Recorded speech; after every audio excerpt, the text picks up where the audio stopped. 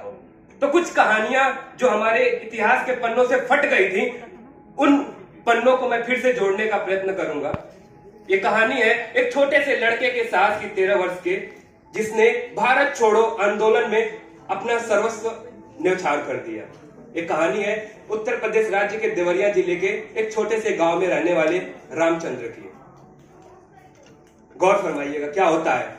14 अगस्त 1942, आजादी के ठीक 5 वर्ष पूर्व 14 अगस्त की सुबह एक गांव में मां कहती है, राम राम बेटा राम राम। अरे क्या मामा, सुबह हो गई क्या? अरे हाँ हाँ बेटा, तुम्ही ने तो कहा था कल सुबह जल्दी जगा देना। अरे हाँ हाँ माँ, याद आया, मैं जाता हूँ, नहा धोकर आता हूँ, तब तक तुम मेरे लिए खाना लगाओ। राम जाता है, नहा धोकर आता है, माँ उसका खाना बना रही होती है, तब तक खाना तैयार हो जाता, रखती है। बोलती है, अरे बेटा आज तो इतना सुबह क्यों तैयार हो गए, कहाँ जाना है तुझे? राम बोलता है, अरे माँ तुझे पता नहीं है, महात्मा गांधी जी ने अंग्रेजों भारत छोड़ो का नारा दिया है। 9 अगस्त को 9 तारीख को महात्मा गांधी ने नारा दिया था कि अंग्रेजों भारत छोड़ो, और भारत के लोगों से कहा था करो या मरो। तो माँ हंसने लगती है, बोलती है, अरे कितनी बड़ी बड़ी बातें करने लगा, ये सब बड़े लोगों की बातें है, तू ज्यादा बड़ी बड़ी बातें मत किया कर। माँ कहता है, ठीक है माँ, देखा जाएगा, पर अभी मैं जा रहा हूं और शाम तक आ जाऊंगा। बोलती ठीक है माँ, चले जाओ। राम स्कूल जाता है, वहां पे अपने क्लास के बच्चों को लेकर, जो भारत छोड़ो आंदोलन के उपलक्ष्य में मोर्चा बुलाया गया था जिला मुख्यालय पर, अपने स्कूल के बच्चों का नेतृत्व करते पहुंचता है।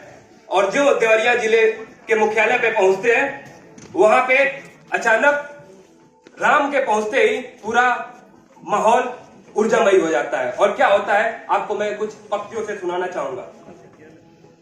भरा गर्जना जब उसने आजादी के नारों से, भरा गर्जना जब उसने आजादी के नारों से, कांप उठे पांव फिरंगियों के उस बालक के इरादों से, कांप उठे पांव फिरंगियों के उस बालक के इरादों से। वो तो एक दीवाना था, वो तो एक दीवाना था, दिल में उसकी ज्वाला थी, भारत माँ की आजादी बस इतनी उसकी अभिलाषा थी। यहाँ पे बच्चे जन्माष्टमी मनाते हैं, आप लोग को पता ही होगा, पिरामिड बना के मटकी तोड़ते हैं।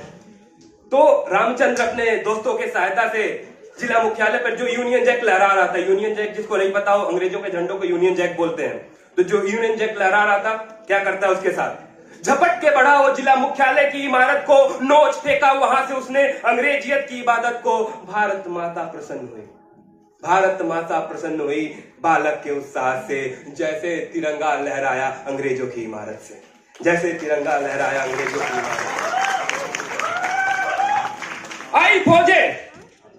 आई फौजें और लगी उस बालक को धमकाने, आई फौजें और लगी उस बालक को धमकाने, कहती है तू हटा ले ये तिरंगा, नहीं तो चढ़ जाएगा गोलियों के निशाने, तू हटा ले ये तिरंगा, नहीं तो चढ़ जाएगा गोलियों के निशाने। फिर वीर रामचंद्र ने उनको दिया कुछ ऐसा करारा जवाब।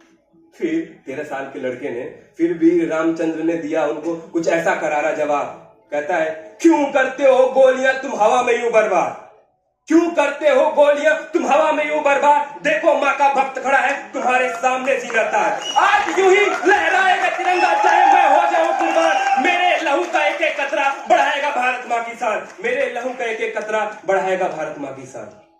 जिला मुख्यालय से फोन जाता है पुलिस हेडक्वार्टर पे, ट्रिंग ट्रिंग ट्रिंग ट्रिंग। यहाँ के अधिकारी फोन करते हैं पुलिस हेडक्वार्टर पे, अरे सर यहाँ पे बहुत ज्यादा हंगामा हो गया है, भीड़ हमारे कंट्रोल के बाहर जा रही है, क्या किया जाए? एक बच्चे ने तो यूनियन जैक को हटा के तिरंगा लहरा दिया है, क्या किया जाए? उधर से आवाज आता है, ये गांधी मर क्यों नहीं जाता, इसने आजादी का जहर गांव गांव में बच्चों तक फैला दिया है, ऐसा करो, how that bastard can even touch the Union Jack, just kill him. आई फौजें और लगी उस बालक को धमकाने, मेरे लहू का कतरा बढ़ाएगा भारत माँ की शान। फिर क्या होता है इस फोन कॉल के बाद, कम्युनिकेशन के बाद? फिर फिरंगियों ने पेश कर दी बुद्धदिली की एक नई मिसाल, फिर फिरंगियों ने पेश कर दी बुद्धदिली की एक नई मिसाल। खुद का सीना छलनी होते देख रहा था वो भारत माँ का लाल, खुद का सीना छलनी होते देख रहा था वो भारत माँ का लाल। 13 साल के निहत्थे बालक के सीने में गोलियां मार दी गई, खुद का सीना छलनी होते देख रहा था वो भारत माँ का लाल। मूर्छित हो गिर पड़ा, मूर्छित हो गिर पड़ा वो धरती माँ के आंचल में, और सबको सुदृढ़ कर गया अपने आखिरी 2 शब्दों के संभाषण में। जो लोग अभी जीवित हैं उनके साथ 1942 अभी भी गांव में बहुत लोग जीवित हैं जो उनके समक्ष रहे, तो उन्हें बोलते हैं कि एक दिन में उस रामचंद्र ने जो जीवन जिया शायद हमने आज 85 और 90 वर्ष के जीवन में भी उतना जीवन नहीं जी पाया। वो जाते जाते बोलता है पूरा किया मैंने किया हुआ भारत मां से वादा, गोलियां लगी हैं मुंह से खून आ रहा है, पूरा किया मैंने किया हुआ भारत मां से वादा, देखना दोस्तों मेरे मरने के बाद कमजोर न पड़ जाए तुम लोगों का इरादा, देखना दोस्तों मेरे मरने के बाद कमजोर न पड़ जाए तुम लोगों का इरादा।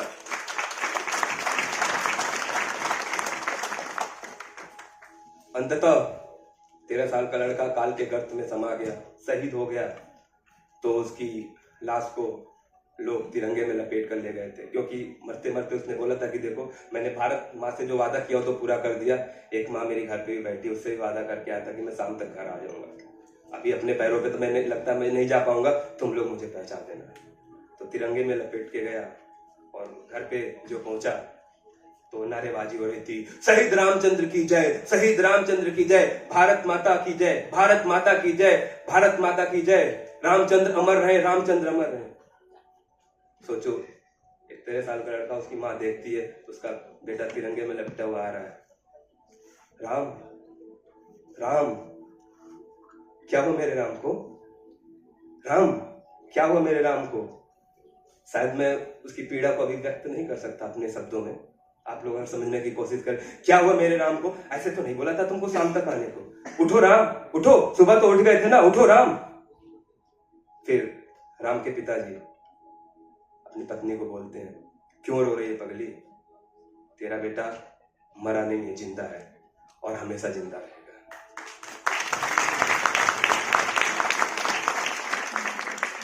मेरी बस इतनी छोटी सी तमन्ना है कि अभी देवरिया के दिव्य बालक की कहानी हर जगह सुनाई जाए और आने वाली पीढ़ी वीर रामचंद्र से प्रेरणा पाए।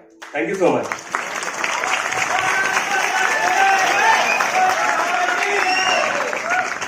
What a performance, guys! What a performance!